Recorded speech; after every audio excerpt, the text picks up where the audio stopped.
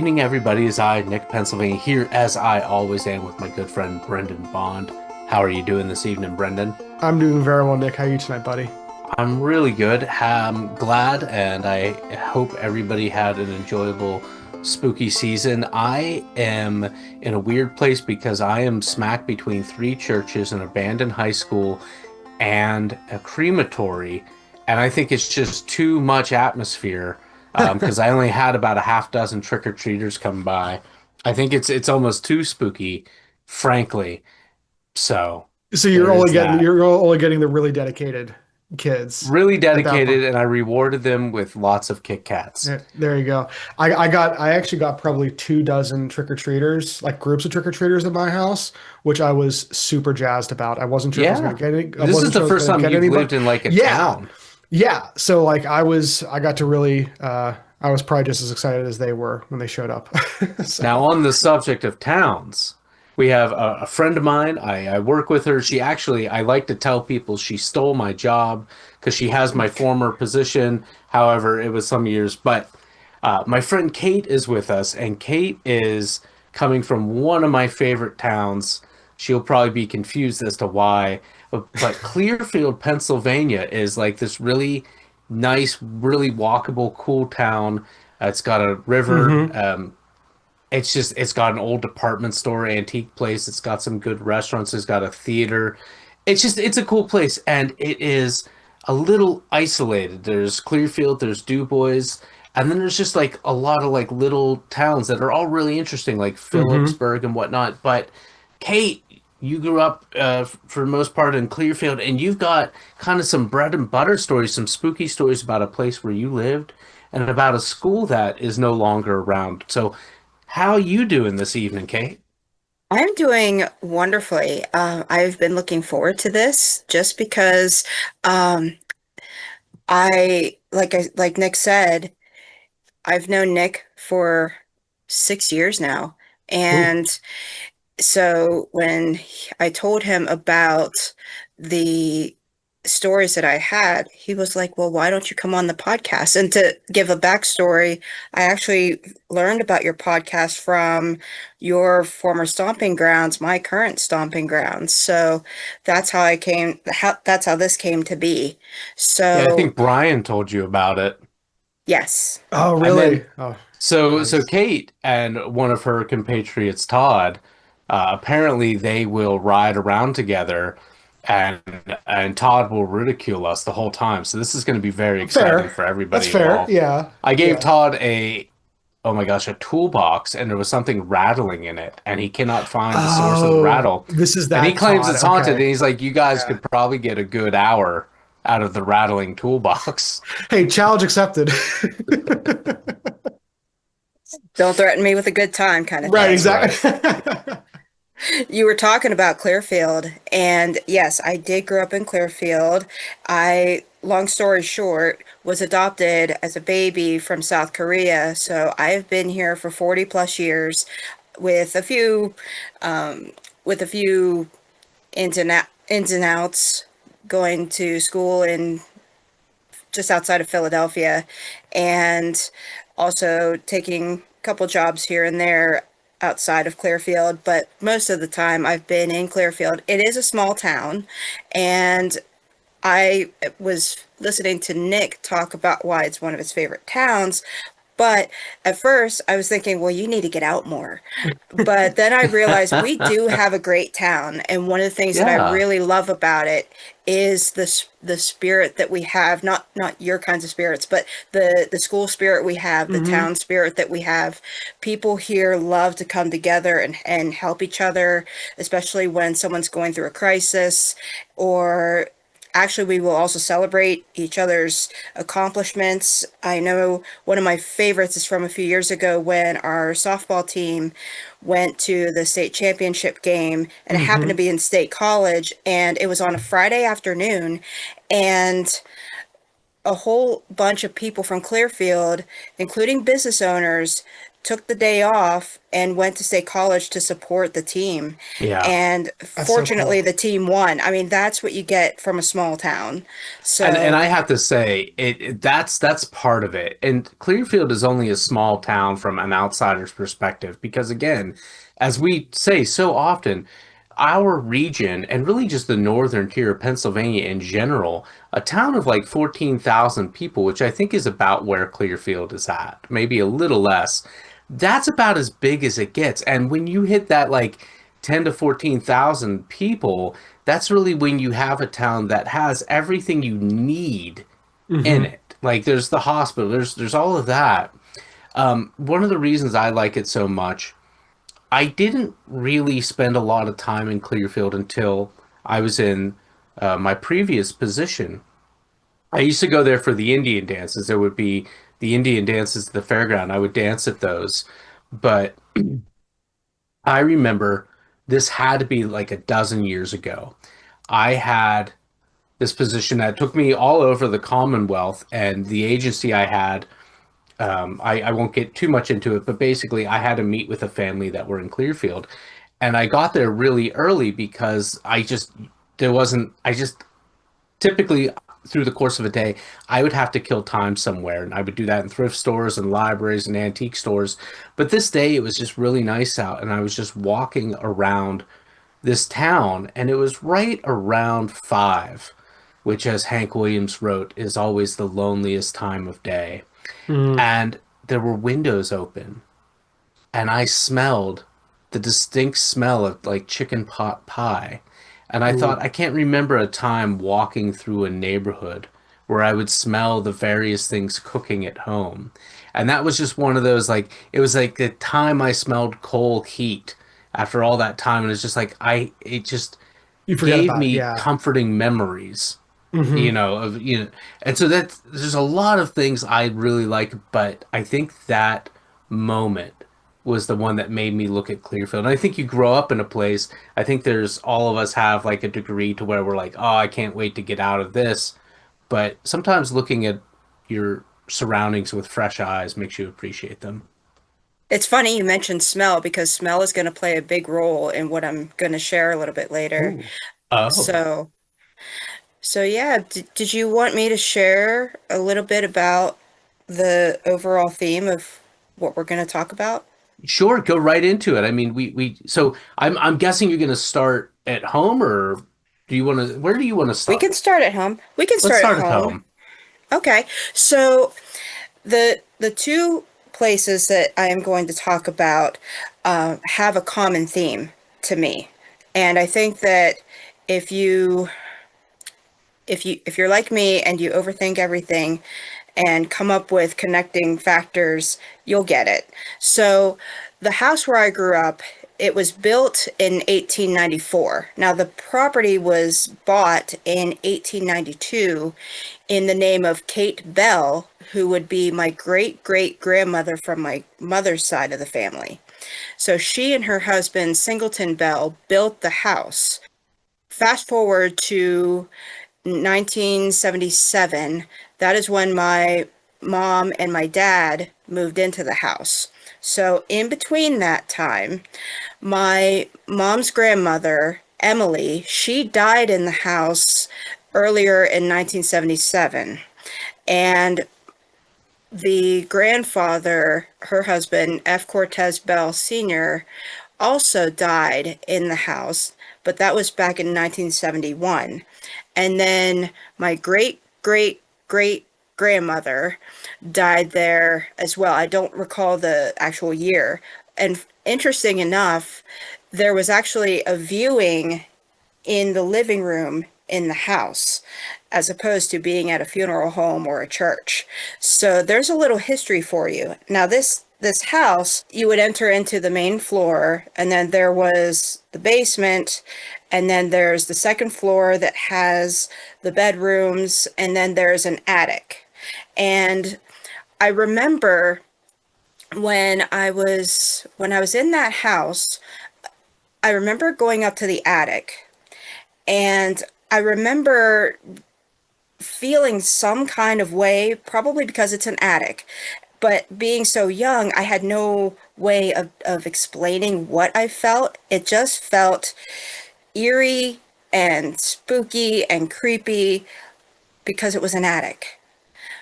Or maybe there was more to it.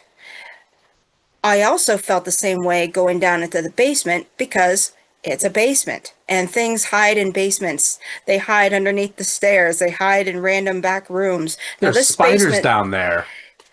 yeah, there are. And that's all we'll say on that. So I think I just bared my soul there for a second, but that's okay. This is a safe space. So with that basement, there were no man caves back then. It was where you had the big deep freezer from the 70s or 80s. You had the furnace, and I remember there was a room that had coal because that's how we heated the house. And I remember always thinking that was a treat to be able to use the coal and to fill the thing with the coal. I always just hoped that that coal would not show up at Christmas time under the Right. tree. I was And it always never did. threatened. Never did. Yeah. So, but even in the basement, I always felt some kind of way. It was almost like I was sure someone was going to come from one of the random rooms. But again, when you're that young, you can't really explain it. It's just, other than just saying it's creepy. But my mom and my dad separated in 2000. It was actually the day after my high school graduation. And so they are divorced. And my somehow, some way, my dad and his wife ended up moving into the house.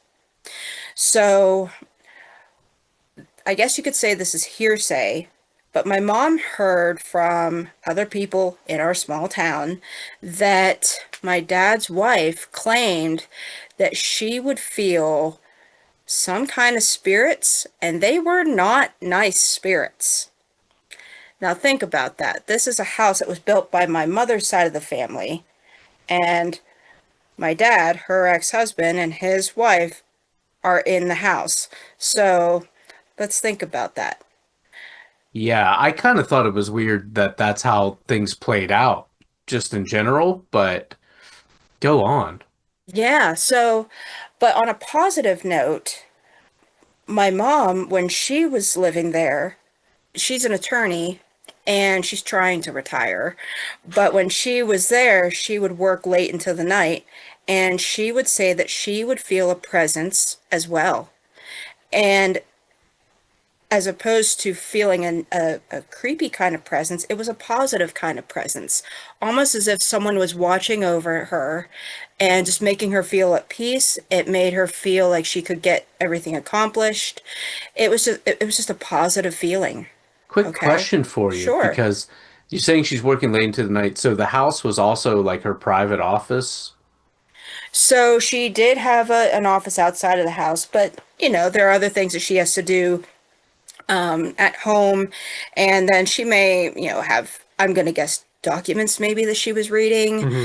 or just whatever other work. But yeah, she actually just closed the office building and it's now going to be owned by the county. So with that, it's interesting how some people will have negative feelings when they feel a presence, and some people have a positive feeling when they feel a presence. Well, obviously, you've already kind of led on because of the familial aspect. That doesn't that beg that if there's a spirit sort of thing, this is the intentional sort of thing because it's not only is it this family, but now there's this kind of like a new figure that's not of the family in the Yeah. home, and I don't know. I'm sure you've thought like that. I think what's interesting though is my dad and his wife are no longer there. They moved out years ago, but I do find it interesting because with my mom's side of the family, remember, there are generations, and I'm horrible at math. That's why I do the work I do, because there's not as much math as there is writing. Ditto. But thinking about with a great great grandmother, a great great great grandmother, a my mom's grandmother. Like there are so many Yeah. generations. So who that presence may have been is anybody's guess, including my mom's. Hmm. So just real quick, so like your mom said that she had kind of got positive vibes and kind of positive reinforcement from it and everything. It's real, like Nick was kind of alluding to, it's real hard not to assume this is a familial connection. And that's obviously something we're kind of like, that's some personification we're putting onto this presence. Outside of like feeling anything, did either your mother or you when you were there, or your father and his wife his wife at the time, were there any other like paranormal happenings that happened in the house, like any other kind of phenomena, or is it just feeling the presences? Not that I can recall. I Okay. just know that, especially when I would go into the attic, and this is going Mm-hmm. to sound both funny and, well, it's going to sound funny at first because of the context, but you'll also understand where I'm coming from. Mm-hmm. So if I went up to the attic, usually it was because I knew that's where the Christmas presents were hidden. Mm-hmm. Oh, And nice. Okay. so Yeah. I would go and I just had to sneak in. I was one of those kids who would go to see what I was going to be getting for Christmas. And now, other things I would do upstairs is we had some exercise equipment. Here's a flashback for you. One of the exercise equipment that we had was a bow, not Bowflex. Was it a It Nordic was one of track? Nordic those. track. It was something from the generation of Nordic Track That and was that kind of Bowflex. stuff. Yeah, yeah, yeah, yeah. Yes. Uh, So, and we Thigh would have Master. a. I I'm I going through don't. like all the ones I remember Yeah. advertised late at night. I'll Thigh Google it Master, later. Bowflex, Yeah. Nordic track. We also had an exercise bike, and we had a TV up there that I remember we had the Atari up Oh, there. There's nice. another flashback, more Nice. like a throwback. But but most of the time it was going to check and see Christmas what the present Christmas situation. presents were. So did I feel something during that? Was I Hmm. absolutely certain something was going to come out from one of the Hmm. nooks or one of the crannies? I felt something like that. And anytime that felt heavy, the Hmm. heavier it felt, the that would be the moment when I would just hightail it out of there and just go back Right. downstairs, back to normalcy. I have a few questions for you. One, whenever you said there was like this, there was the feelings in the attic and there was the feelings in the basement. Did they feel like similar presences, or did they have different feelings to them? That is a great question.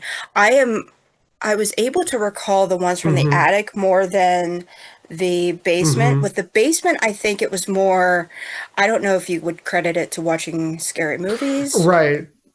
or if it really was just, my mind messing with Hmm. me that something really could come out from, again, one of the random rooms. Yeah. I I also know this may not count. This may just be just yeah, it may not count, but I remember even to this day, but I remember a Hmm. lot of times if I would have dreams where I was in the house while I was living in the house or not living in the house, oftentimes those dreams would take place in the basement and there would be extra rooms that I don't recall being in the basement. Oh. And there would be more so into my adulthood. I remember actually picturing people in the basement in my dreams.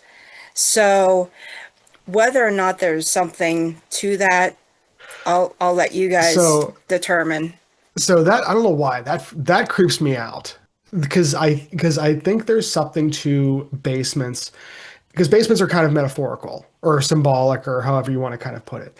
And the idea of in your dreams there being it seeming like the same basement, but there being more rooms, that kind of leads to the idea that there is more happening beneath the surface in the family or in the household than what maybe people are acknowledging. To kind of get into the woo side of things real quick, two questions. One, did you ever have any other experiences with like similar feelings like this other places, especially when you were young? Yes. Okay. So there was only one other place, and I didn't realize that it was not unique to me. Mm-hmm. So I learned just after learning about your show, I decided to see if there were any mentions of the paranormal or ghost sightings or anything like that in Clearfield. And the one thing that popped up had to do with the middle school. Now, the Hmm. middle school, to give you a bit of background, it was built in the 1950s. I believe in 1954. It was initially a high school, and then there was a new building that was built in the 1970s that became the high school, and then building that was built in the 50s became the middle school. Now, when I was there, it would have been through sixth grade through eighth grade, even Hmm. though when I went into eighth grade, it was for some reason up in the high school. There was a lot of juggling around of grades and Hmm. buildings. But when I was there, I was very involved in the music program. So I was in band, I was in orchestra, I was in choir. I, for some reason, was recruited for the jazz band. So Nice. when I well, let's go back to elementary school. In elementary school, I started like most kids in the 80s. I started learning the violin in Hmm. third grade. And then in fifth grade, you could learn something other than the violin. So I had friends who were older than I was who played the flute. And I thought, it's small, it's light, my friends play it. How hard can it be? Very practical. So Yeah. I decided to take up the flute. So in seventh grade, for some reason, my music teacher at the time encouraged me to learn the tenor saxophone. And I thought, that's a lot bigger, and why would you want me to learn this? And he said the fingerings for the tenor saxophone were oftentimes very similar to that of the flute. I have Mm. to go on a little side quest here Go real for it. quick. Because I given Brendan a penny whistle, a couple of them, I think, actually, and he's going to pull one out. I hope it's the Clark. Anyway, I wanted, yeah, It's the that's Meg. Clark. Yep. Yep. I wanted to learn penny whistle because I really wanted to do the fife, but the fife, the embouchure is totally different, but the fingering's the same. Hmm. But I'm not a smoker. I never was, but I am terrible at wind instruments. I can play a bit of straight harmonica. I'm terrible at cross harp because I try to bend and I nearly pass out at every turn. But I've had to write music for saxophone, and let me tell you, I don't like it because there's two types of transposing instruments. Like I write for the banjo, I write for the Right. guitar. They're actually transposed on paper an octave higher than they actually are. But the saxophone and the fife too, they're written as though they're a different key than they actually are, so that people don't have to Yes. like relearn things. It's almost like the standard notation has a capo on it, and it Yeah. It's like an upsets me. Yes. because like isn't tenor sax like an F instead of a C or I something? thought it was It's a B like flat. maybe it's a B B flat. flat. Yeah. Okay. That's what it is. Yeah. It's. But then there's like baritone sax, and one, don't get involved in that. You don't want it. You don't want the back pain. So I sorry, but yeah, Yeah. so You're that's fine. interesting. You're I fine. did not know that flute and saxophone fingering was so Was similar close. to one Yeah. another, but also like when you look at the notation, is the notation the same transposed like that, or is it just no, your fingering's the same? Oh, good gracious. So I, to be honest, have not picked up one of those since seventh grade. Mm, Okay. So to fair. Okay. what's funny is, like I said, are the things that I remember and things that I don't. So Well, to I'll put be that in, teaching tomorrow. I'm gonna have to ask the sax guy across the hall because that The sax man. saxophone, and just horns in general. So many transposing instruments there. Give me your viola players and their weird alto clef. I will rather Oh, have to figure out alto clef than alto this clef transposing is. business. Oh, so stupid. well, I would just say what my coworkers usually says, Google it. But Um, yeah. but anyway, in order to learn the tenor sax, I Hmm. had to do that a lot on my own time. And Hmm. so where I would go for that was the auditorium. Now, this auditorium is every musician's dream to perform in because the acoustics were flawless. Oh, that's great. Imagine that a middle school auditorium in Clearfield, That Pennsylvania actually sounds would really, really have, good. Yeah. Not to yes. brag, but our intermediate, there's a professional symphony orchestra in Butler, and they perform at the intermediate and not the senior high school for that Because, same reason. I was there yeah. for a show just last weekend, and it's awesome.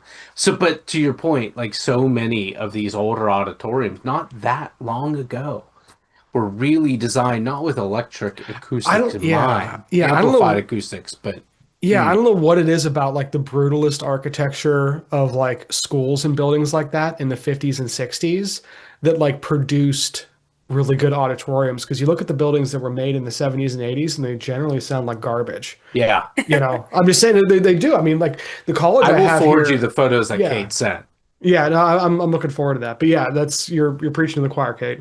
So Yeah, so that's actually the main setting for the story that I'm about to share with you. So I found on Blogspot somebody posted something about this. So long ago at the Clearfield Middle School in Clearfield, Pennsylvania, a most loved music teacher blessed the kids with many years of his music talents, passing it on to them.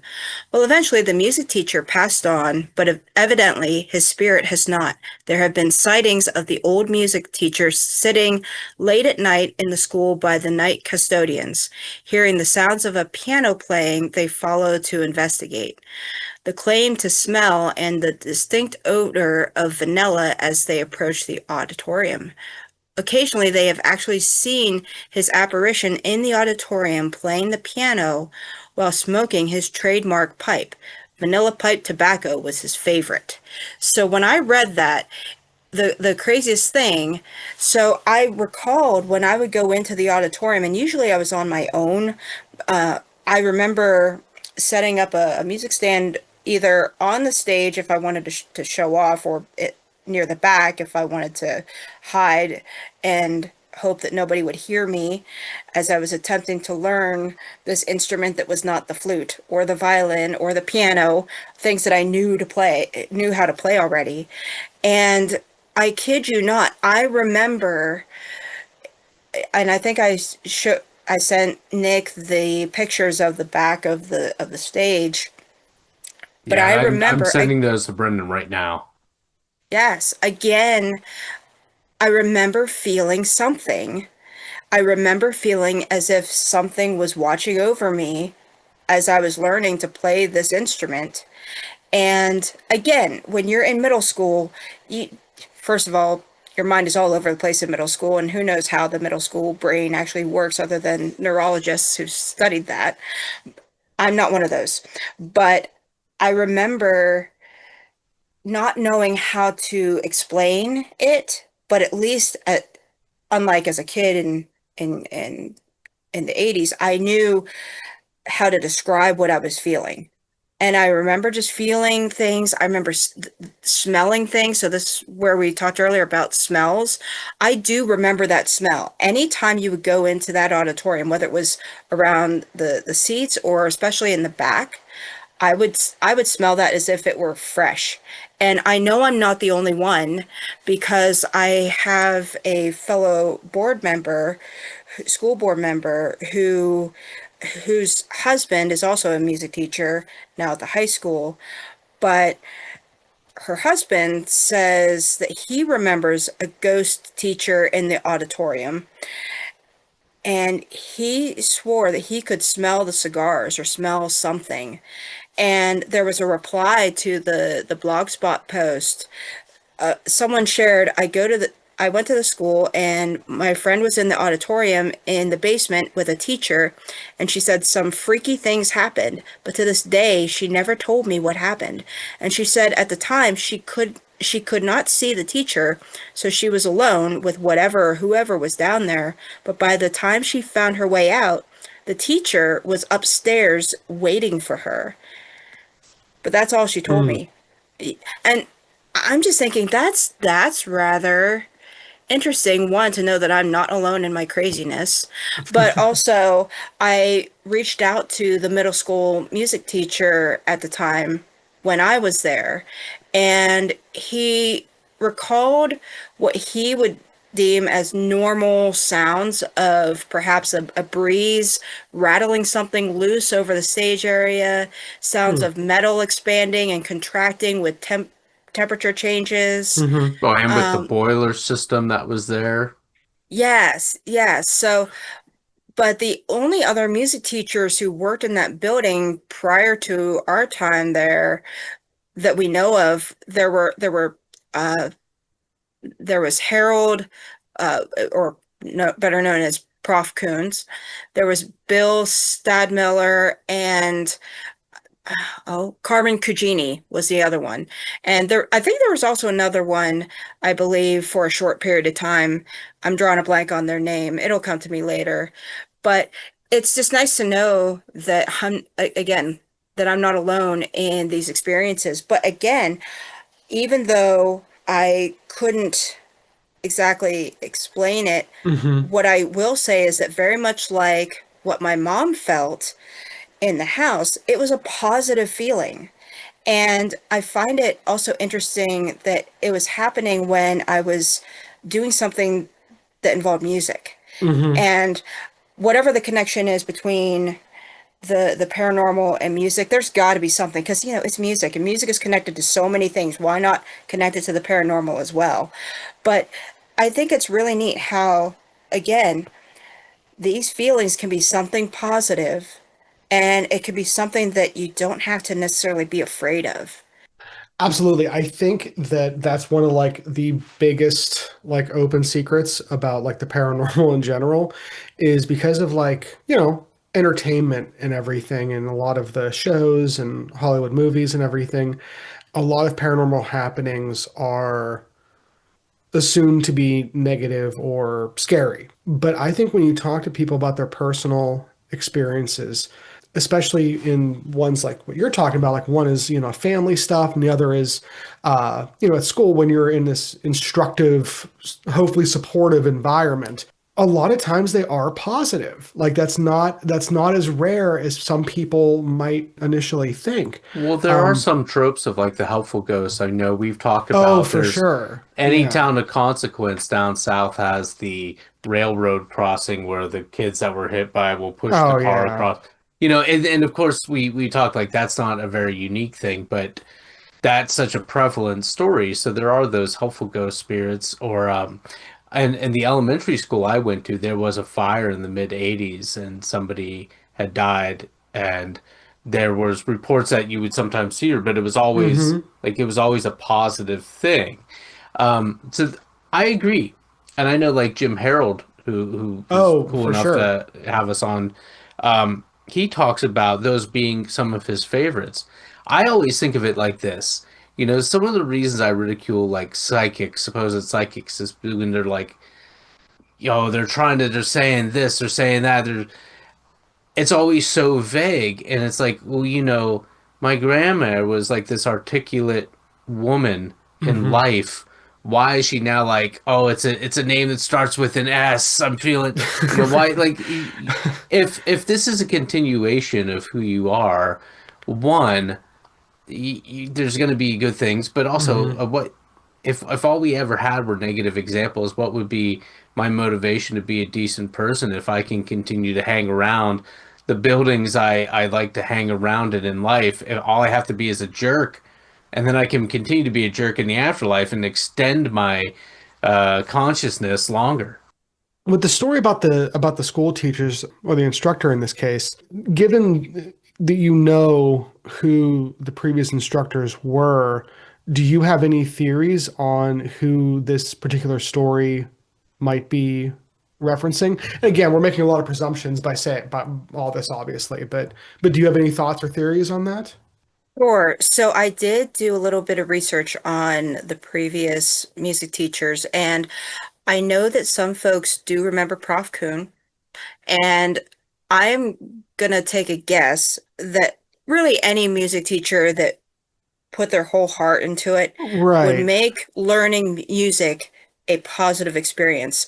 And something that just came to my mind as Nick was talking was the fact that I managed to learn an instrument within a matter of just a couple months Hmm. in time to perform in a I guess they call it a stage band at the time, but it was jazz Hmm. band. Right. But Yeah. but the funny thing about that is I have a learning disability, and sometimes it takes me longer to learn things, and it takes me longer to to memorize, to pick up things. Hmm. So learning an instrument, usually it takes more than just a couple of months to be able For to anybody. perform. Yeah. Right. So Yeah. how else do you explain the fact Oh, that I was able to learn this instrument in such a short amount of time?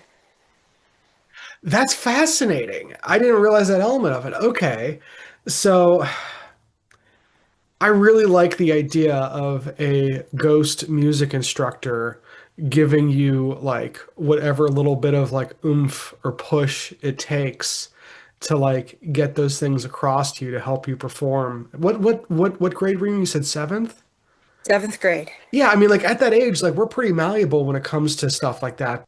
But yeah, in just that short period of time, that's kind of remarkable on its own. So you're right. I mean, if there is anything to us being able to be assisted by spirits and everything, that kind of checks out, doesn't it? From like a storytelling standpoint, that's kind of, I really like that. That's fascinating.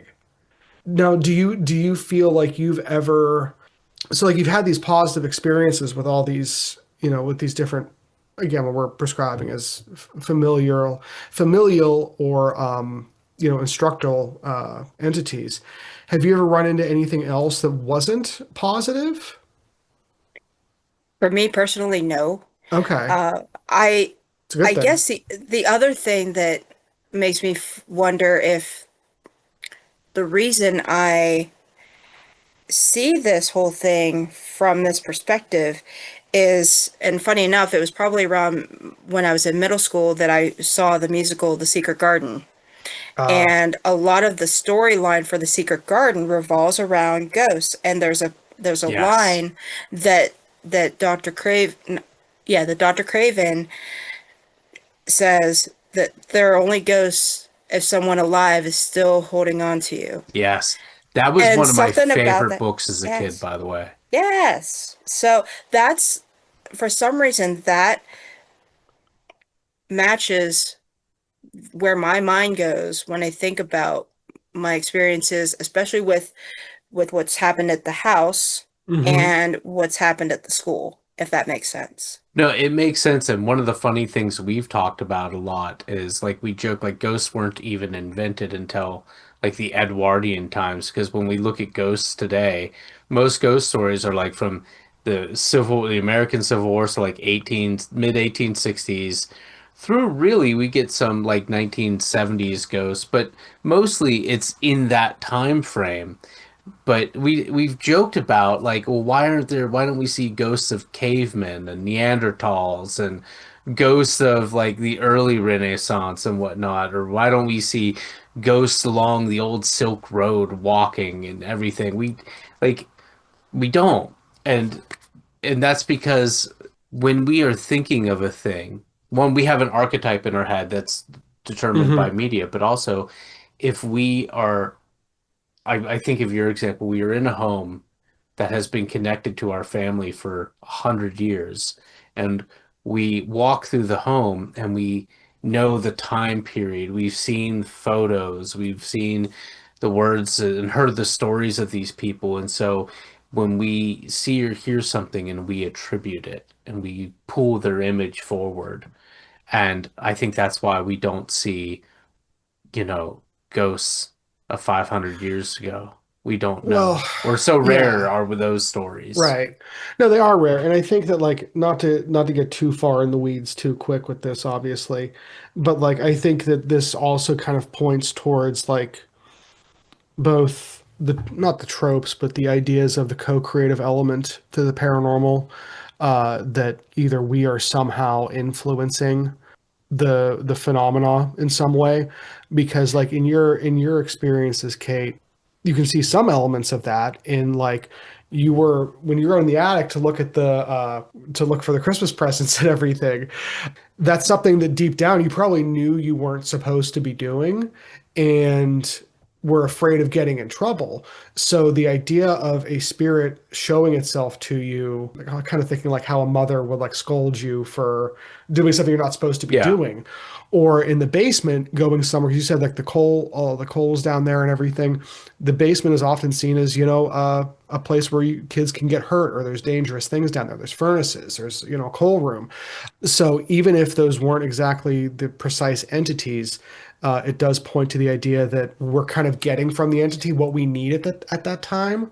Which again, this is Well, all speculative, but but no, in that line from The Secret Garden in particular about ghosts exist as long as somebody's thinking about them, it's not because there's this thing here. The way I interpret it, it's not that there's this thing here mhm. that will atrophy to nothing if it stopped being thought of. It's that we create it by thinking of it. Yeah, it's very similar to that, absolutely. So, and that works also with in your case, Kate, the instructor ghost, because if there was some sort of entity there, or energy, or however you wanted to kind of describe it, you needed help learning an instrument in a short period of time, and you got that, But you were know? you, clarification though, were you aware that it was supposedly an instructor haunting the place, or were you just feeling weird about being there and then you found out later? Right. I found out later, See, Ah, that's the okay. long interesting thing. after. Yeah. Because to your point, Brendan, I think you could only pull that co-creative aspect that you're Mm-hmm. leaning towards Right. if Kate were aware prior. Mm-hmm. Yeah. No, that's a fair point. Yeah. So my interpretation is like I remember when I would be a kid, when I was a kid, When I would be a I would kid. get into these zones where I would feel like I was moving more fluid and everything. Mm-hmm. And if I concentrated hard, I could get into those moments. And as an adult, I try to get into that state, and it's harder.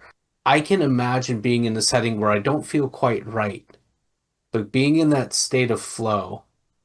And I would imagine that a lot of things came more quickly to me when I was in that, where I Oh, felt for like just sure. all my whole body was moving. I was relaxed and I was moving kind of smoother and quicker than Mm-hmm. normal. And I know one of the things as musicians that all three of us here are, Mm-hmm. that's kind of one of those states that you want to get into. Like I talk to people like learn to read because it opens so much up to you. But when you really are reading, you're not really aware. Thinking is the enemy when you're playing. When you're playing, the only thing you want to be thinking about really is like, okay, sometimes on newer pieces you need to anticipate Mm-hmm. what comes, but you should just be thinking of as little as possible and preferably only hearing the song, maybe a couple Well, beats ahead of where you're at. And so right. if you can find if there was something there that put you kind of in that flow state, I call it. I So could see with that being the asset that helped you, no, that's even though very it's going that's from something familiar to this. I mm-hmm. mean, there's a read, those tickle. I can't do it, but yeah. Sorry, Brendan, you're Nick, really Yeah. eager to Nick, say I something. can actually speak to that. So when you're doing music, I know that oftentimes music teachers would much rather you feel something in your heart and in your soul when Mm-hmm. you're playing, and that they would much rather you make 100 mistakes Mm-hmm. than to work so hard on trying to get every note right and every dynamic right. They want you to find that balance between playing it correctly, but Yes. also Mm-hmm. playing from your heart. And the thing I have is, something to say to yeah, that, go but ahead. I want Brendan to get in there. Yeah. Sure. No, Well, no, no, no, no. no. Finish your thought, Kate. Yes, But I yes, want to come Kate. back after Brendan said something. Well, I was just going to say real quickly, that could be applied to anything. And I know that in my job, that whenever I meet with older kids in the child welfare system. And I know that when I go in and I try to say everything right and get everything right, I actually end up having a very vanilla kind of Mm-hmm. session. But when I speak from my heart and I do it with my whole soul, they end up being some of the best visits with these kids. Mm-hmm. Right. And I think that what you're getting to there, especially with that example, is like a non-musical example, that is a state, like you said, Nick, a flow state. I try and describe that as like being truly present.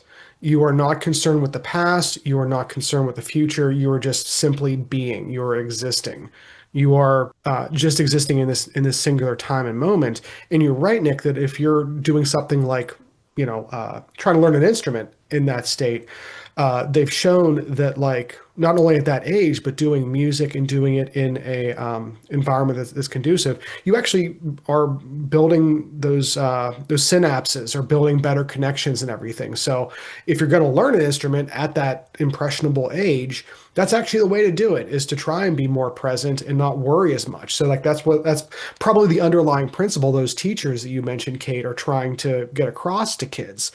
And like you said, whenever you're doing your job and having these conversations with kids, that being really present allows you to be a more authentic and a more genuine version of yourself, because you're not worrying about like, oh, here's what I should say. You're just saying what you need to say and what you feel, kind of deep down.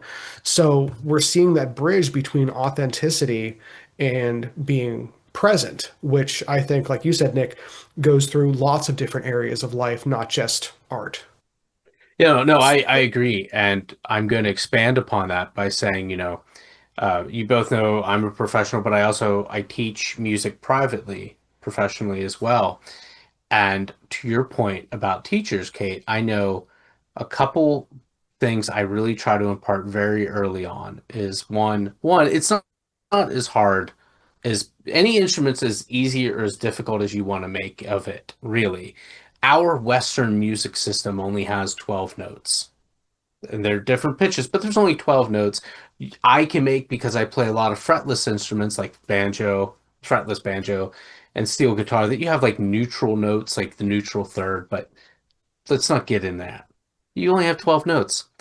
I want kids, like, we'll learn a piece, kids and adults will learn a piece and we'll learn it exactly as it is. And that's one thing. That's being a stenographer, kind of. But then I get people, okay, now you can read. You can read your fundamental stuff. Now we get to play with the music. And that's when you put all that feeling and everything, because I'm a folk musician, as you know.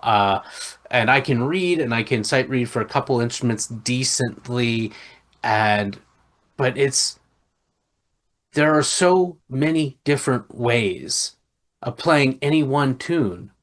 I think is some of the canonical tunes. And I was always upset when I would see a group and they would sound exactly like the record, because what was the point of coming out here?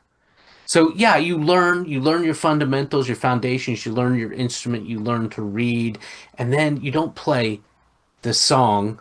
Don't be a stenographer of it. You play with it. And that's when the real fun starts to happen. Like, there's chords up here, but look, you know your stuff. Now you can start, you don't have to play that butter chord. You can play a six, extend it to a seven, whatever. The other great thing, and this is just a great lesson in life in general that I like to show people, is you're both familiar with Victor Wooten, great bass player, Hmm. and he talks about theory, and he says he put it in a really good way, because I'm a theory hound. I eat it up. I like it.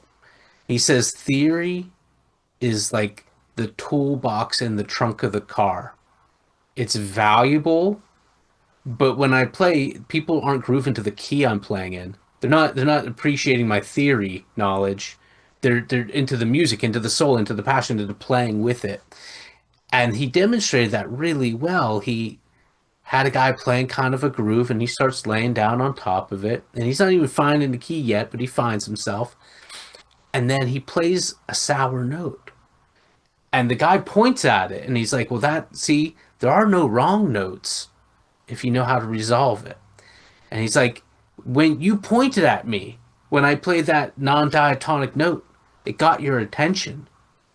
I resolved it. And I think that's a valuable thing. I think you should, whatever you do that you're passionate about, you should learn it as much as you can, that you can just kind of play with it. And I hate to make it sound like I'm belittling like a really heavy topic, but I know like because Kate has also seen me speak professionally, Hmm.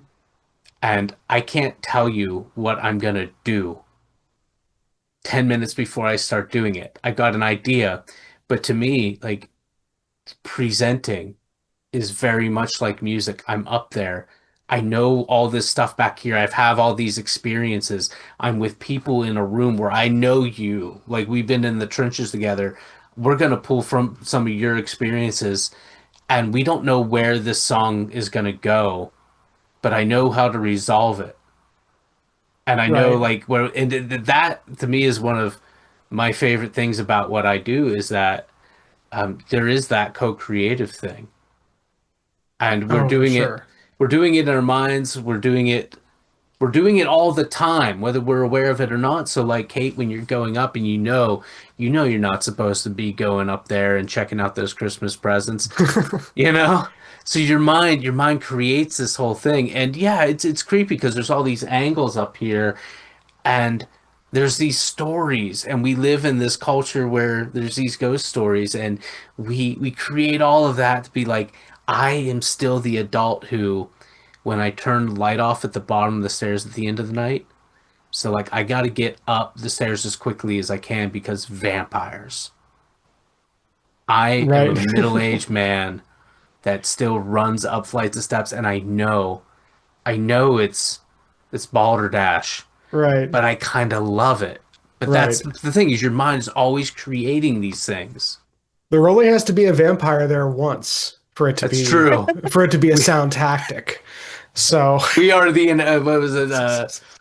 Oh my gosh, Dr. Michael Shermer about we are the inheritors of those that fell for the false positive.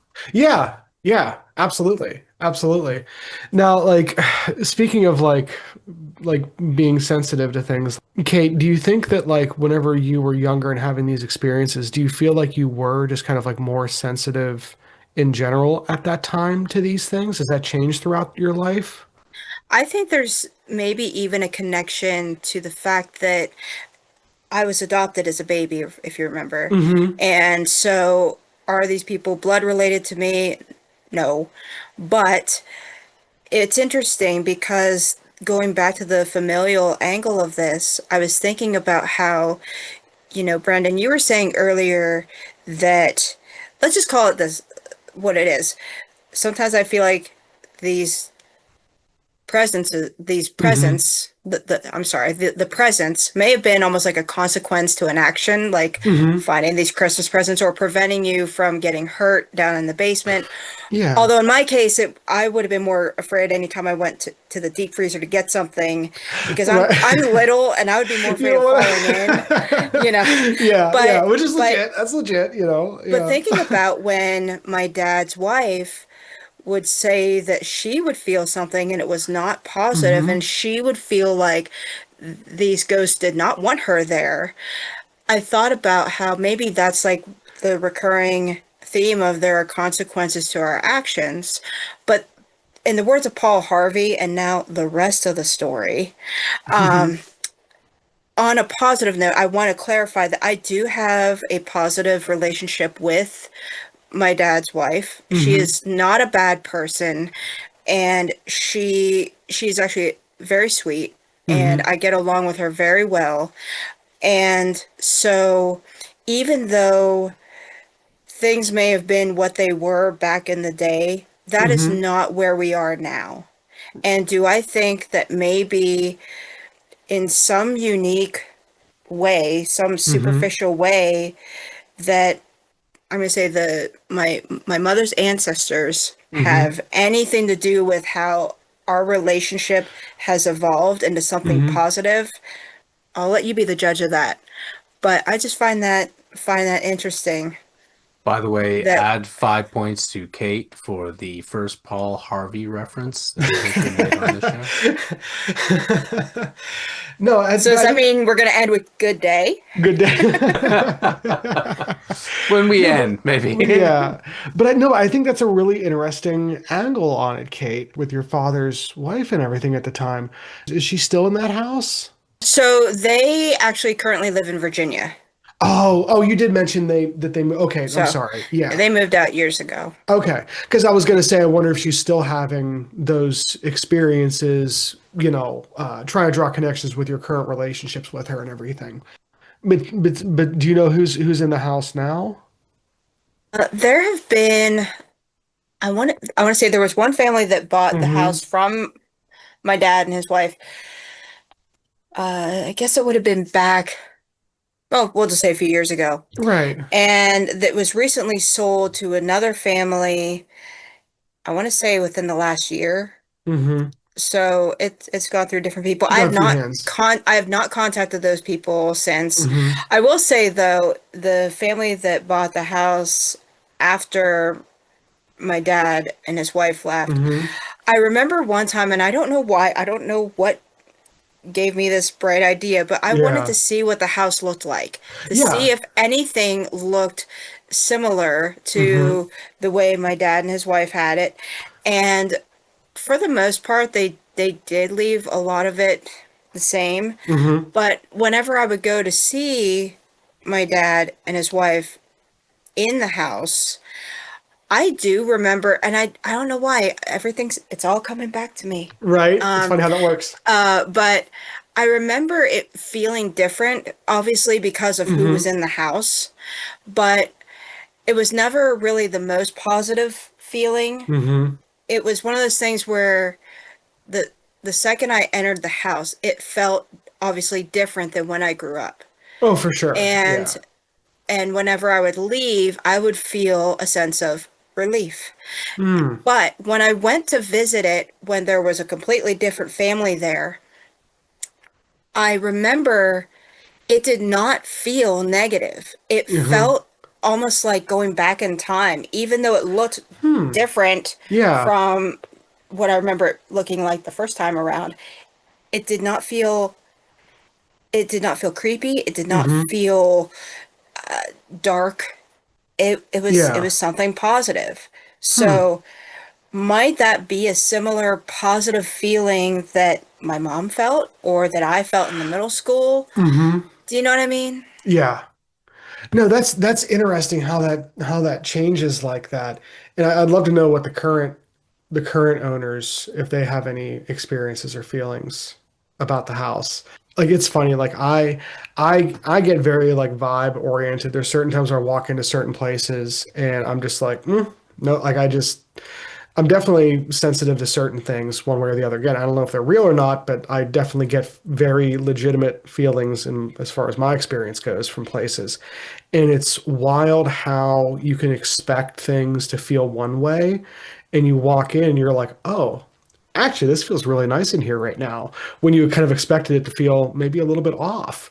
Do you know if your father's wife has had any other paranormal experiences outside of this house or anything? I So, would have no clue. okay, I We're wasn't not that sure. close. Okay, I wasn't sure because no, but I think that this whole thing is this is a fascinating story. Now, when you say you've been in this town for like you said your whole life basically. Are there any other ghost stories that you've like interacted with or come across from Well, Clearfield?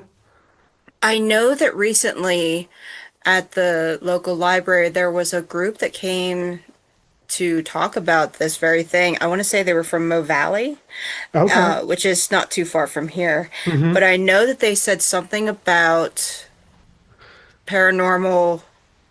They connected paranormal with the library.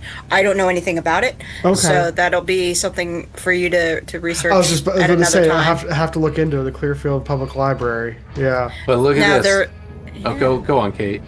I was just gonna say there is another story. I'm not gonna get into it because apparently it ruffled some feathers in Mm. the blogspot post. Apparently there's another story from the middle school, but again, I'm not gonna get into that. Mm-hmm. So Okay. Okay. But so there is like a tradition in the area of certain places being haunted. Like again, like we've said before, Nick. Every town has those kind of Right. locations. Any town of consequence has like the one Right. spooky house. But look, Right.